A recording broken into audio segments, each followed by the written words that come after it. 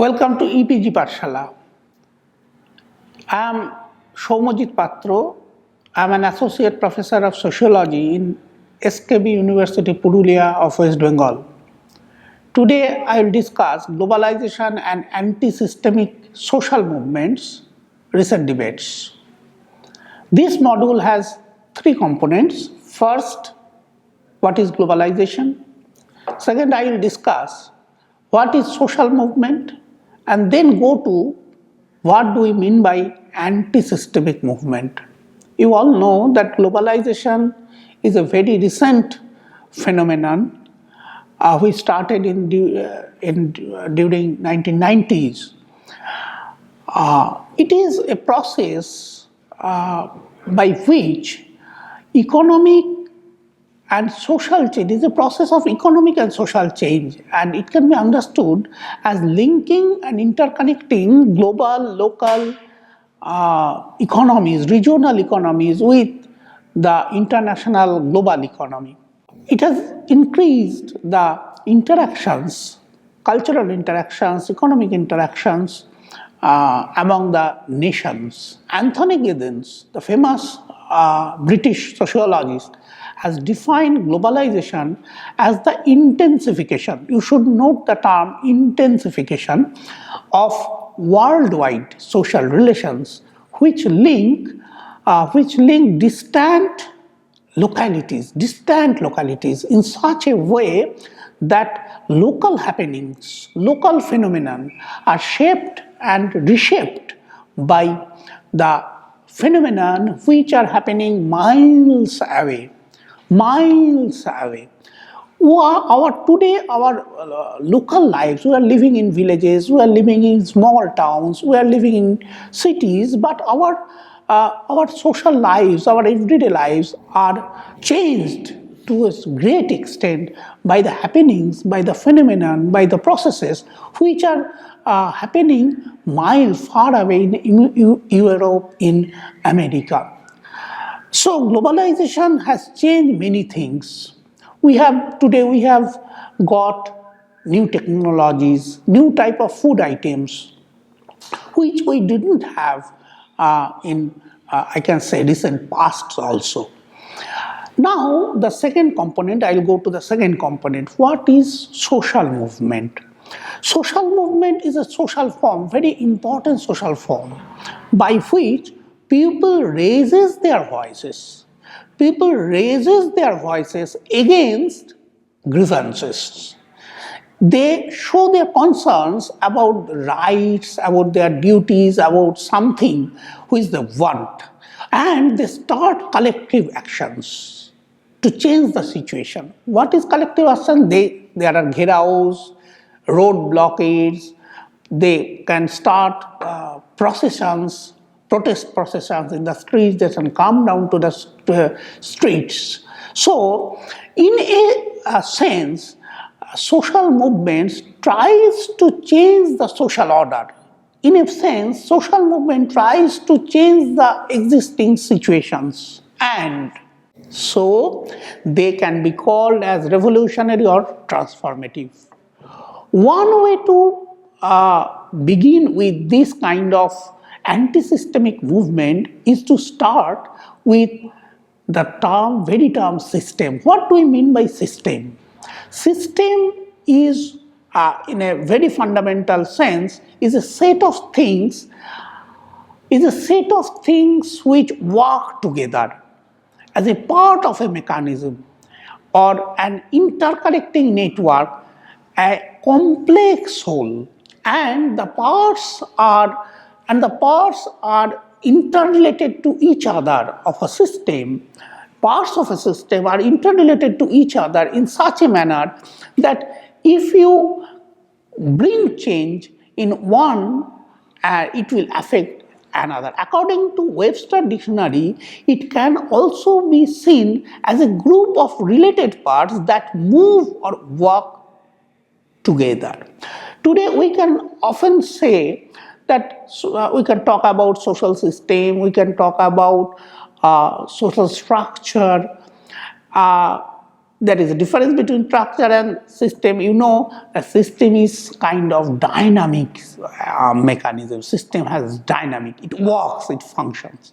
So, in a sense, anti-systemic movement, now I will come to the anti-systemic movement. It is a movement, protest against, it is a movement, protest against system, against the existing social order, against the government, against the state. So, anti-systemic activities or anti-systemic movement can be seen as those activities which challenge or critique system, the state. Immanuel Wallerstein, famous for his world systems theory, you know all, and he coined the term anti-systemic movement in 1970s. According to Wallerstein, to be systemic, to be anti-systemic rather, is to argue that neither liberty nor equality is possible under the existing system, that both are possible only in a transformed world. Which is transformed world? It is which we get after the movement. It is desired state of human beings for which we fight, for which we organize social movements. There were numerous anti-systemic movements, movements against the existing social order, movements against the existing state, movement against the government policies we have witnessed throughout 20th century. In a significant way, the anti-systemic movements can also be located in the Marxian framework. You know, all Marxian people, all Marxists, they see capitalism as a very exploitative instrument. Capitalism is inhuman in their views. Capitalism is inegalitarian in their views, and it is obviously to all Marxists a system of exploitations that need to be uprooted, that need to be overthrown through socialist movements. Central, I can say core of Marxian literature, Marxian notion of social movement is species being, which means conscious individuals who can restore, who can bring back normalcy, who can overthrow capitalism.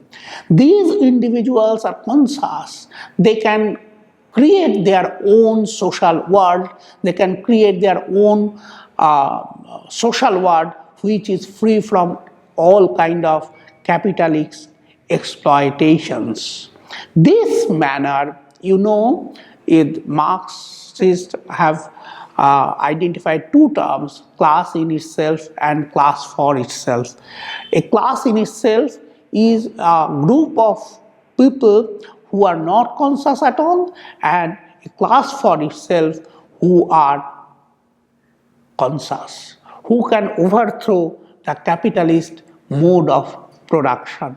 Now, the individual is not only constituted, individual are not only impacted, they also can create his own world. This is the whole notion of individual in Marxist literature.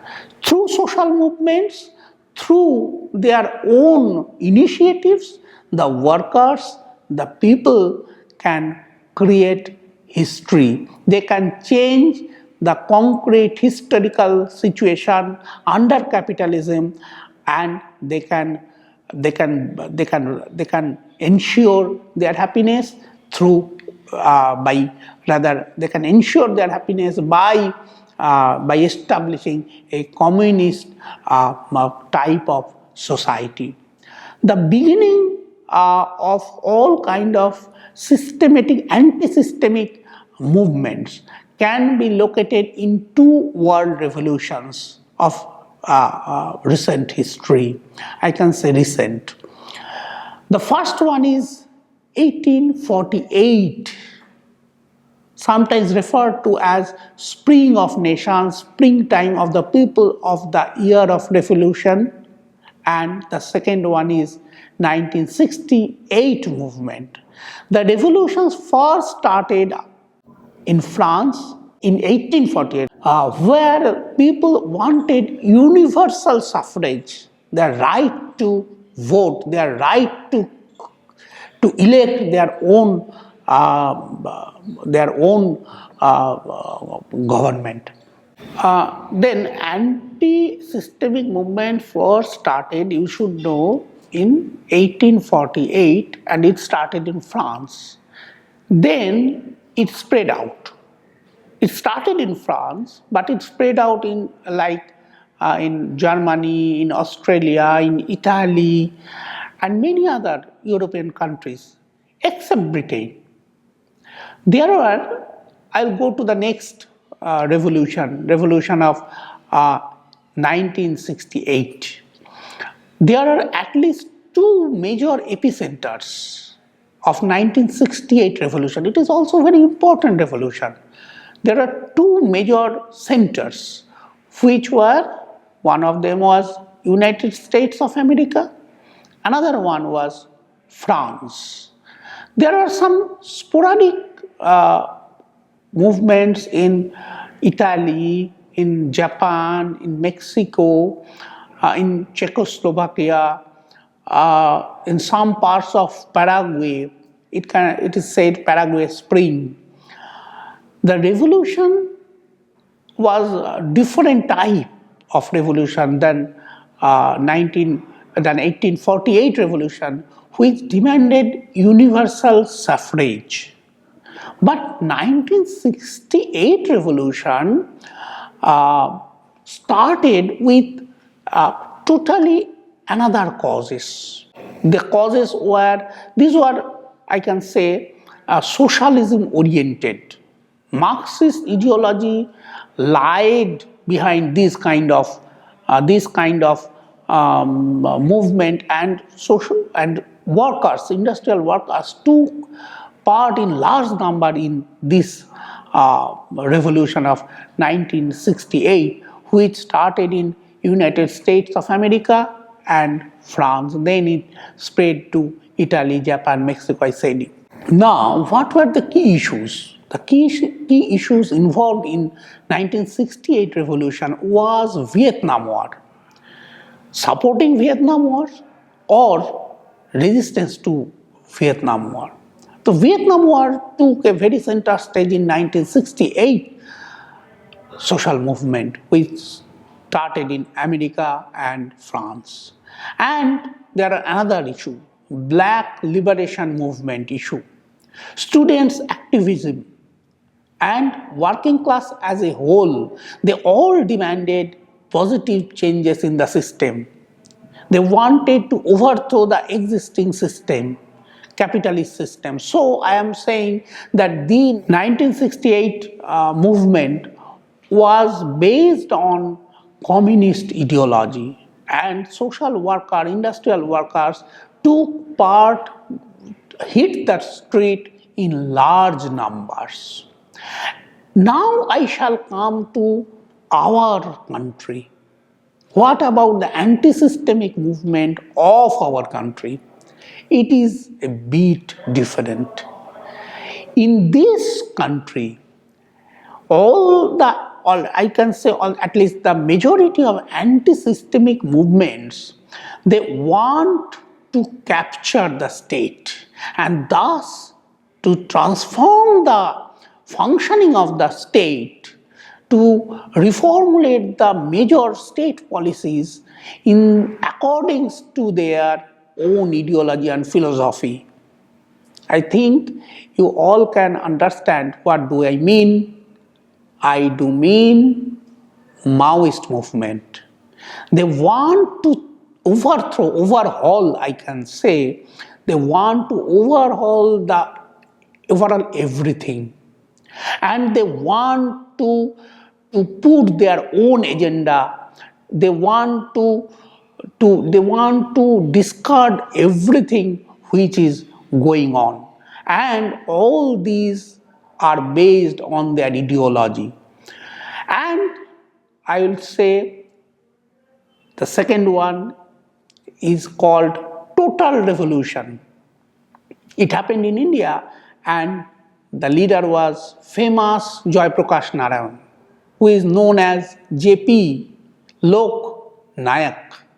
He called a massive gathering in 1974-75, and on 5th June 1975 he started this movement from historic Gandhi Maidan of Patna. What was the aim? The aim was total revolution. You can understand that this kind of movement, whether it is Maoist movement or it is the total revolution by Jayaprakash Narayan, they all wanted to overhaul, they all wanted to change the existing social system. Why? Because they believe only their own ideology.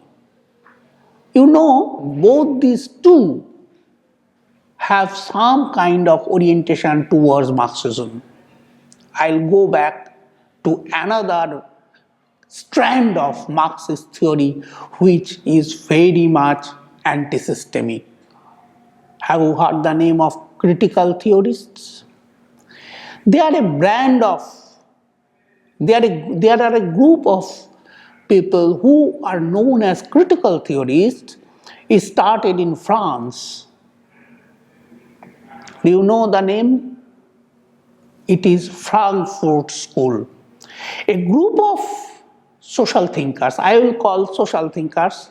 There are philosophers, there are political scientists.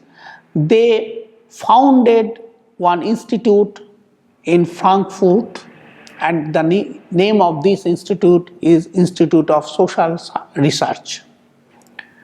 In 1922-23, these critical theorists, they all are Marxist, but they found that the source of exploitation in a capitalist system is not simply economy.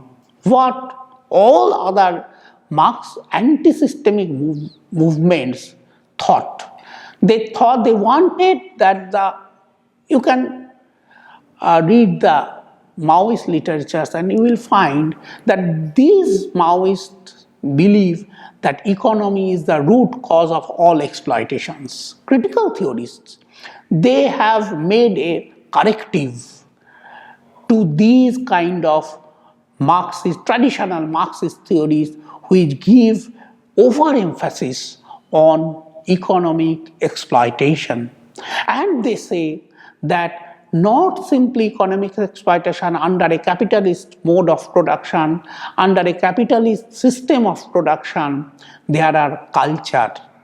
People are exploited through culture, through mass media, through popular cultures. This kind of change in traditional Marxist theories gave a boost to many in the world to start anti-systemic movement from a different angle. Although I am saying that all these people are Marxists, but they themselves have criticized Marxism for being over skeptical about economy.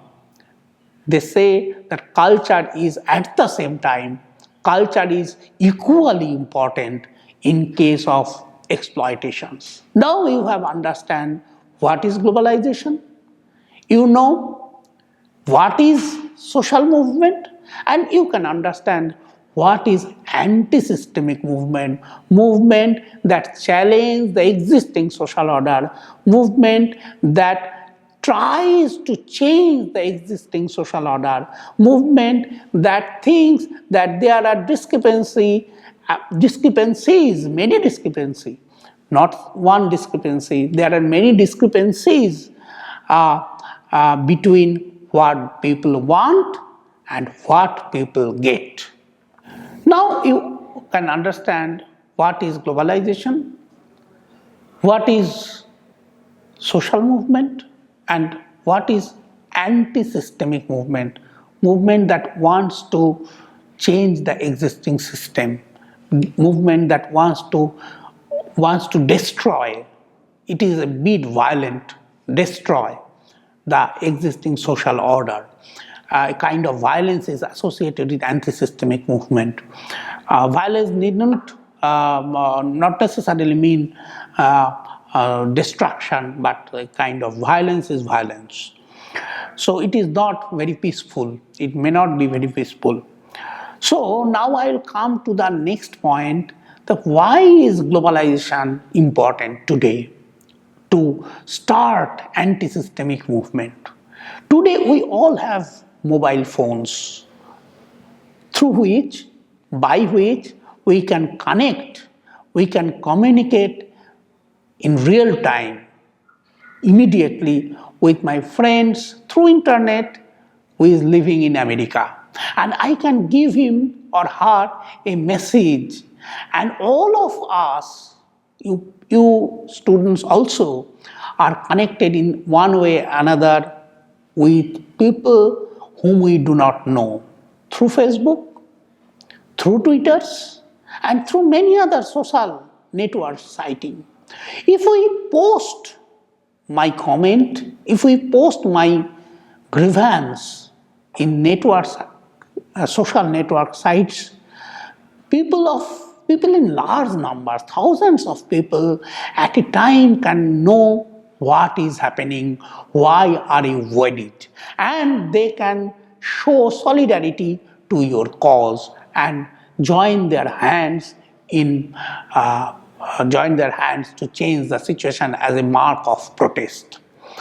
In a very recent past, you know that Delhi, after the Nirbhaya Kando, what is famous as Nirbhaya Kando, thousands, lakhs of people gathered together through these network sites. And people throughout the world, not only living in Delhi, people living in Kolkata, people living in Gujarat, people living in Lucknow, people living in America, people living in Italy, people living in many other countries of the world, they showed their solidarity to the cause of the people who were staying in the open fields nights after night to protest against the Nirbhaya Kando. And this kind of movement shook the government, compelled the government. Such was the intensity, because traditional social movements were confined to a particular locality. Globalization has given us the scope, the chance, by providing us the necessary technologies like internet, to forge relationships, to connect with the people who are living far miles away. So this is the importance of globalization, and during this mediatized world, media has become very important. In every social movement, even sometimes today, people start movement first calling the media persons to witness. The role of media has changed. The role of media has changed the entire structure, entire modus operandi, entire functioning of social movement. You can understand now, this globalized world has given us a scope to protest and to vent our anger and to vent our concerns over the issues in which we are not living. Now we should summarize once again. We have taught three things. Globalization, it is a process. It is a process of 1990s, which started as an economic interactions, increased economic interactions, intensified economic interactions between nations, and then this economic interaction transformed into cultural interactions, technological interactions, and today we are living in a global village. Now, social movements. Social movements is a very important form of collective action in which people protest against any kind of things, any kind of policies. They can protest against their sufferings, they can protest against injustice and many other things, and it is a collective action. And lastly, finally, anti-systemic movement. Anti-systemic movement is a kind of movement which tries to challenge social system, which tries to challenge the governmental policies, and when they feel that there is a lack of governance, there is a lapses in the concerns of the government, there is a exploitation, the system has rotten. Anti-systemic movement wants to change the existing system and tries to establish a new one. They put new goals and they put new means, new ideologies to reach that goal. It is a Martin's concept, Martin's concept, Robert Martin's concept, that this kind of anti-systemic movement, Martin has not used the term anti-systemic movement obviously, he has termed rebellion. But this anti-systemic movement tries to put new goals and tries to put new means to achieve them. These movements can be better understood from a Marxist theorist's perspective and from the perspective of the critical theorists. For more information, you can visit EPG Pathshala website, and there are many texts in it. Thank you.